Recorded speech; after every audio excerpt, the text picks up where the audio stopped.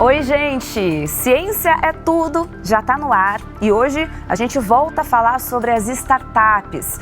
Esse termo em inglês, que não tem aí uma tradução literal, mas que remete às empresas emergentes, que tem como objetivo desenvolver ou aprimorar um modelo de negócio.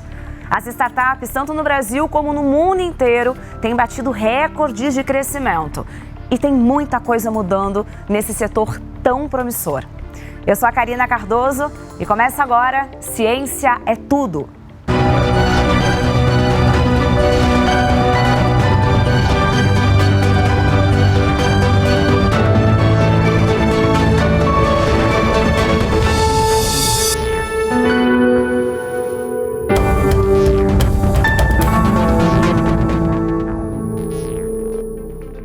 As novas tecnologias têm revolucionado o mercado e gerado inovação para os mais variados produtos e serviços.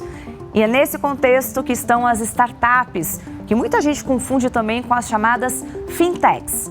São coisas diferentes, mas com semelhanças. E a gente vai entender melhor agora o que isso significa. A inovação tecnológica tem motivado grandes mudanças nas corporações e no mundo do empreendedorismo. Startups e fintechs fazem parte desse processo de transformação ao fazerem uso das tecnologias para inovar em produtos e serviços. Mas afinal, você sabe qual a diferença entre startup e fintech?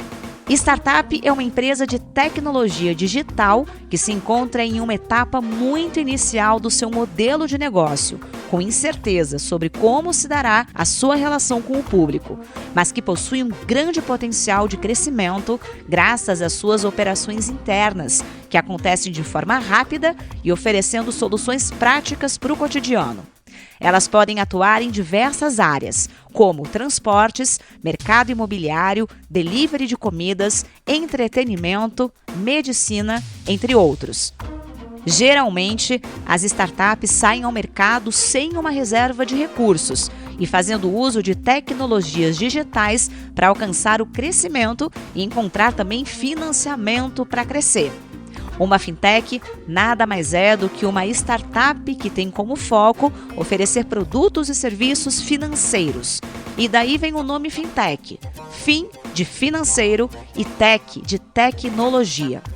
Elas usam ferramentas digitais como forma de reduzir custos e simplificar processos financeiros, resultando em um serviço de internet com custos menores em relação aos sistemas tradicionais e também mais simples de serem usados, sem precisar ir a um banco. São exemplos de fintechs os bancos digitais, os sistemas de pagamentos e cobranças por meio de smartphones, os aplicativos de gestão financeira pessoal e de investimento, as criptomoedas e os aplicativos de crowdfunding, por exemplo, conhecidos como vaquinhas virtuais. Pois é, e olha só, o crescimento das startups no Brasil tem batido recordes. De acordo com a Associação Brasileira de Startups, de 2015 até 2019, o número deu um salto.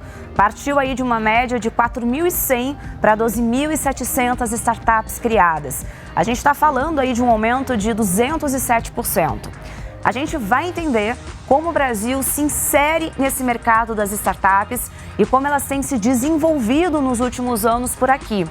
E bora conhecer também a história de duas startups que têm se destacado na área da ciência e da educação. Roda o VT.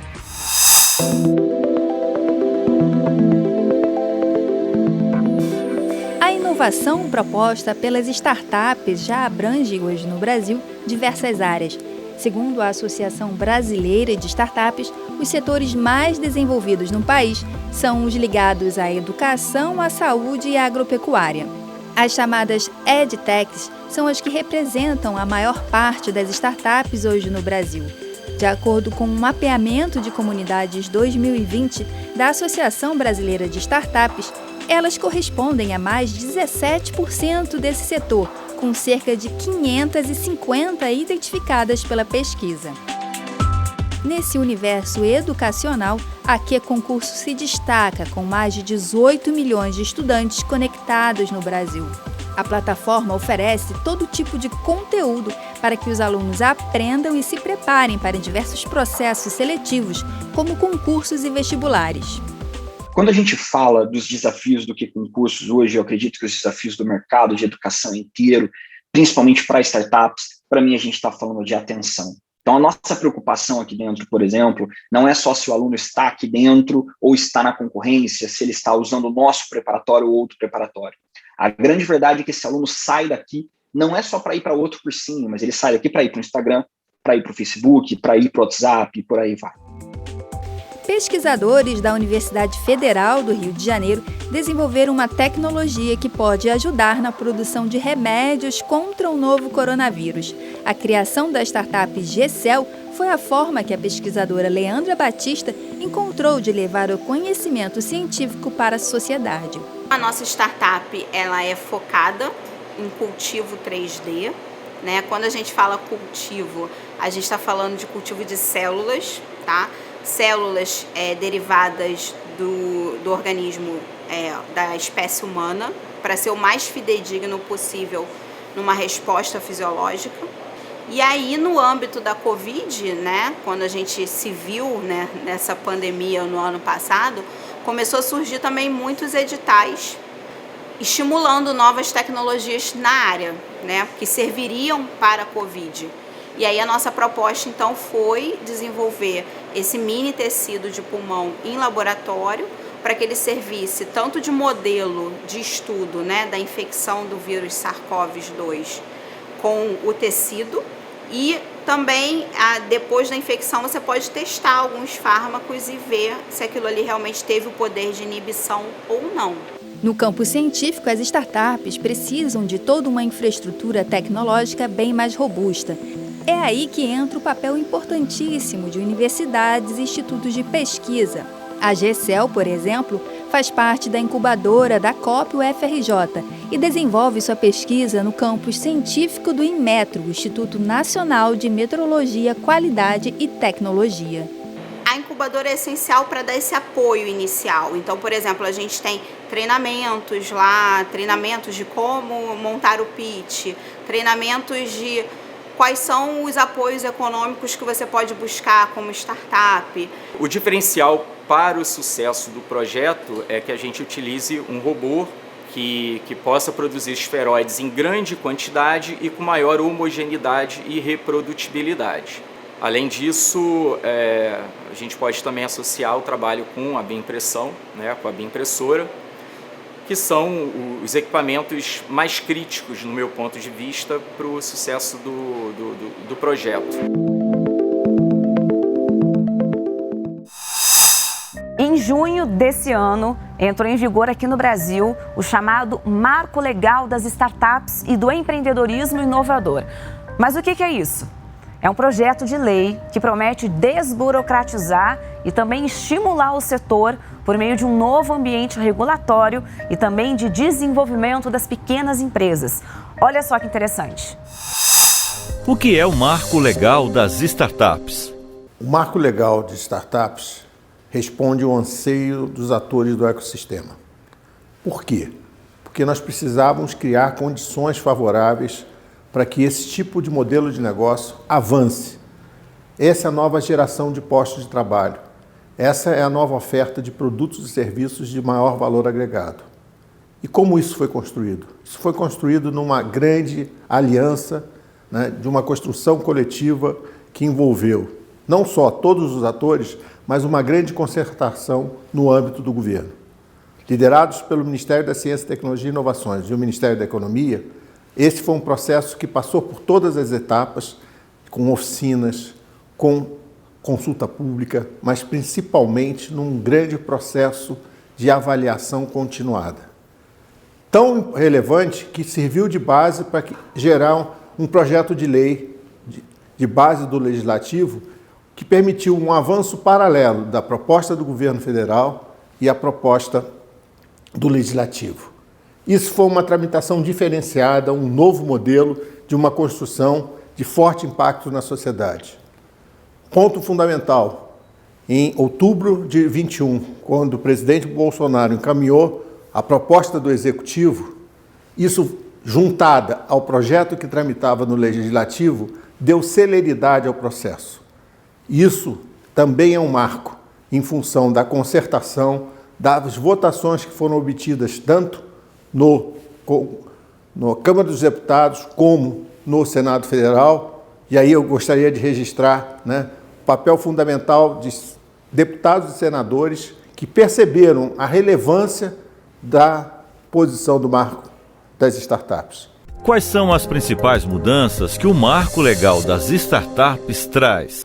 Isso abre uma grande oportunidade, porque facilitou o ambiente de negócios, criou facilidades na institucionalidade, deu segurança jurídica para investidores, para os investidos e abrindo janelas de mercado, porque é fundamental que esses empreendimentos, que são empreendimentos inovadores, tenham sucesso. Então, a possibilidade de compras públicas, a possibilidade de tipologias diferentes de aquisição de produtos inovadores, tudo isso cria uma ambiência que o grande desafio que nós temos pela frente é praticar. O marco regulatório das startups vai mudar e vai acelerar o processo que temos. Tão só do número de novas startups, o número de unicórnios brasileiros, e com isso nós conseguiremos ter um posicionamento diferenciado a nível nacional e internacional. Quais são as perspectivas para o futuro? Deve ser destacado ainda o esforço, desde janeiro de 2019, de uma maior concertação entre os 13 atores públicos federais que, de alguma forma, apoiam as startups. Essa concertação tem permitido a gente criar melhores condições do fomento. E só para destacar, deve ser registrado os esforços que estamos fazendo no âmbito do nosso Ministério. Através da FINEP, do CNPq e da Embrapi, diversos instrumentos vêm sendo adaptados no sentido de apoiar de uma forma efetiva a necessidade das startups. Então, além do tradicional esforço de investimento, deve ser registrado o resgate que tem sido feito para a subvenção econômica específica para as startups. A questão dos recursos humanos, o aporte de bolsas para mestres e doutores no ambiente das startups, tudo isso criando uma condição, além de um tratamento diferenciado que a Embrapi e as unidades da Embrapi vêm oferecendo para acelerar o processo de inovação nas startups. E no próximo bloco a gente volta a falar do mercado das startups aqui no Brasil. A gente vai falar também de futuro e inovação. Intervalo rápido, tá? Não sai daí. Ciência Tudo já tá de volta.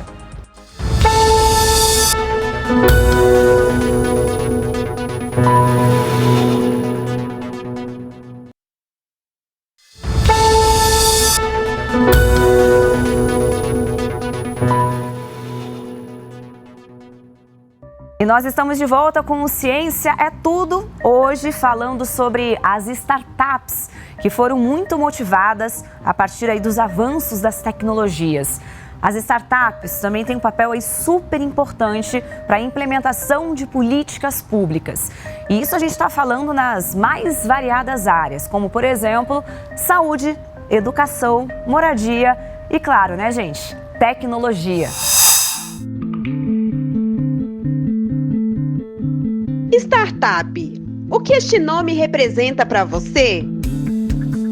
Muita gente faz relação com empreendedorismo, inovação, tecnologia, software, inteligência artificial. Essas opções não estão erradas. Segundo a Associação Brasileira de Startups, este é um modelo de negócio rápido e enxuto que traz soluções a problemas reais.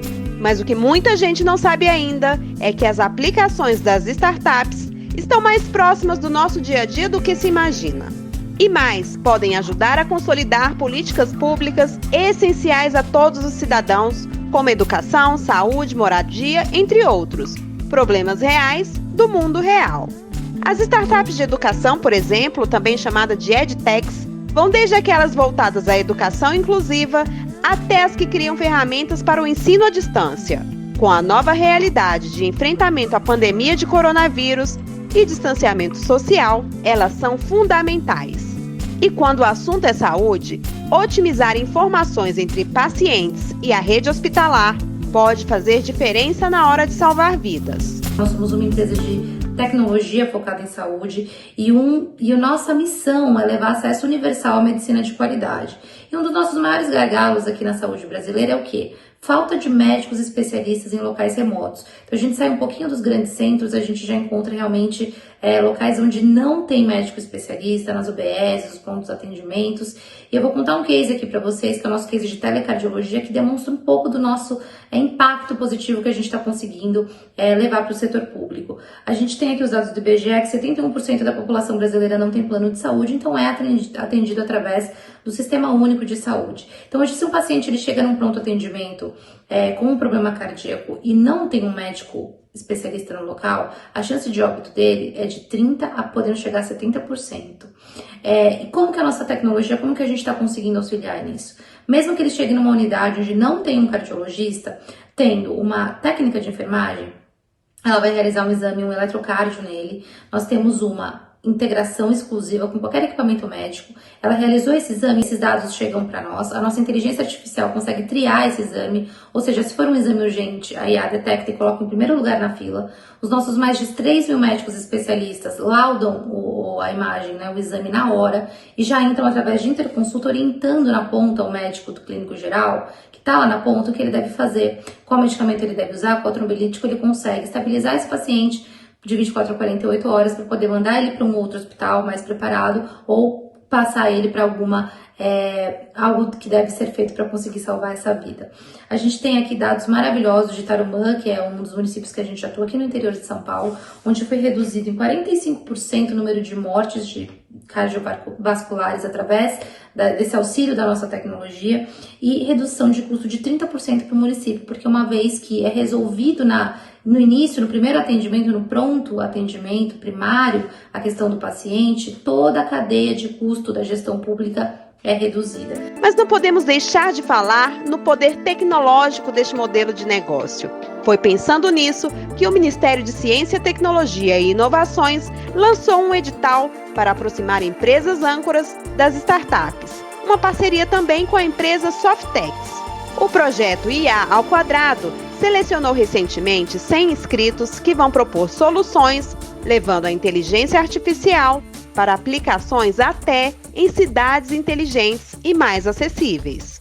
Essa é uma iniciativa que deve partir do governo, né? Então, o governo proporcionar isso do ponto de vista de estímulo à política pública de startups para cidades sustentáveis, isso vai trazer benefícios de longo e também de médio prazo para a população quando se trata de meio ambiente, aquecimento, casas inteligentes. Então a gente tem aí o exemplo, por exemplo, de casas que são hoje impressas, né? E casas que são calculadas matematicamente sem ter nenhum desperdício de material, de água. E tudo isso vai passar pela mão desses pequenos negócios que são chamados de startups. Então por isso é tão importante programas que invistam nessas atividades.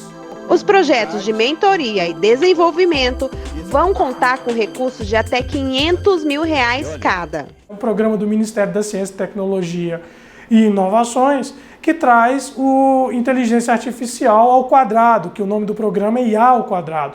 Esse é um programa com investimento de R$2,5 milhões pelo Ministério até o momento, e a iniciativa privada, para demonstrar o sucesso desse projeto, colocou 3,6 vezes mais do que o governo colocou, né? Essas startups que já passaram por 8 meses de um processo que a gente chama de aceleração, que nada mais é do que uma metodologia desenvolvida junto com o governo federal e junto com a iniciativa privada para tornar esses negócios escaláveis e fazer com que esses negócios se tornem competitivos mais rápido possível, né? Eles têm se tornado aí uma grande vitrine do que o Brasil está se colocando diante do mundo quanto à inteligência artificial. Já tem vários estudos que mostram que o Brasil vai ser um dos celeiros para a inteligência artificial no mundo, então o governo está acertando bem em atuar nessa atividade, nesse programa IA ao Quadrado. Tem um exemplo claro que uma das startups foi adquirida agora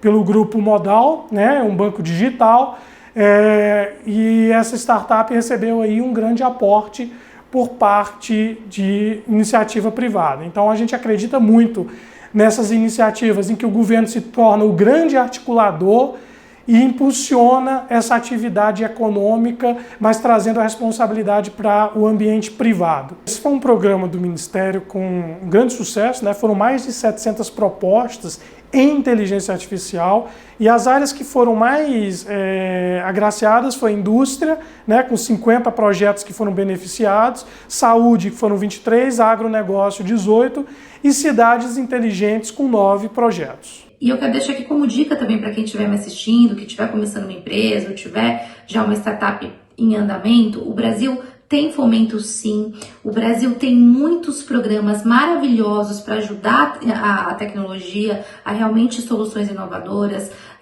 Desde o começo da nossa empresa, a gente recebeu apoios como CNPq, Softex, FINEP. Recentemente a gente fez uma parceria muito legal com o MCTI, né, com o FINEP, eles nos auxiliaram, né, junto num projeto para detecção automática de Covid em radiologia, onde a gente pôde implantar em 90 hospitais, entre uma série de outros projetos que a gente fez e faz em parceria com o governo, subvenções, projetos, parcerias.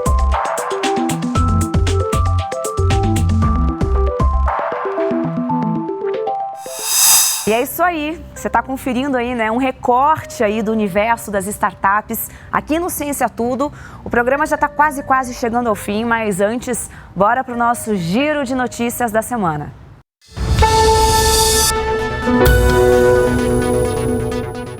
Vem aí a 7ª edição do Prêmio Nacional de Inovação. É a maior premiação da área no país, com o objetivo de incentivar e reconhecer os esforços de instituições que atuam aqui no Brasil. As inscrições vão até o dia 2 de outubro. Podem participar as empresas do setor industrial, pequenos negócios e ecossistemas de inovação em diferentes estágios de desenvolvimento. O prêmio é uma iniciativa da Mobilização Empresarial pela Inovação, realizado pela Confederação Nacional da Indústria e pelo Serviço Brasileiro de Apoio às Micro e Pequenas Empresas. O MCTI lançou nessa semana uma chamada pública no valor de R$43 milhões para apoiar a inserção de pesquisadores e empresas inovadoras e também em startups. A iniciativa faz parte do Programa de Recursos Humanos em Áreas Estratégicas, promovido pela Secretaria de Empreendedorismo e Inovação e também pelo Conselho Nacional de Desenvolvimento Científico e Tecnológico.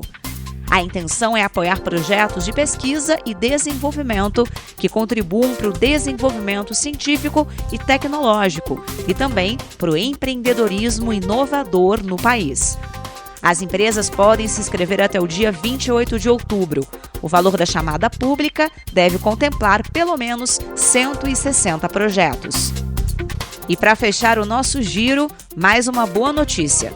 Está sendo desenvolvido um equipamento capaz de capturar e detectar micro-organismos, como o coronavírus, tanto no ar quanto em ambientes fechados. O ARES, que é o nome desse equipamento, está sendo financiado pela FINEP e pelo Fundo Nacional de Desenvolvimento Científico e Tecnológico. O projeto é da empresa BioEngen, em parceria com o Laboratório de Nanomateriais da Universidade do Espírito Santo e com o Centro de Pesquisa, Inovação e Desenvolvimento do Governo do Estado. O equipamento já está em fase de testes, que estão sendo realizados em redes de hospitais e em unidades de atendimento a pacientes com o vírus da Covid-19. A expectativa é que até o fim deste semestre, os estudos apontem a eficácia da tecnologia desenvolvida. E é isso, né, gente? Agora sim, o Ciência Tudo vai ficando por aqui. Se você quiser rever esse ou então qualquer outro episódio, incluindo o episódio que a gente fez sobre startups lá na nossa primeira temporada, você pode acessar pelo nosso aplicativo, o TV Brasil Play, ou então acessar o canal da TV Brasil no YouTube. Tá tudo lá para você assistir, combinado? Eu sou a Karina Cardoso e esse é o Ciência é Tudo. Semana que vem a gente está de volta. Um grande beijo, tchau!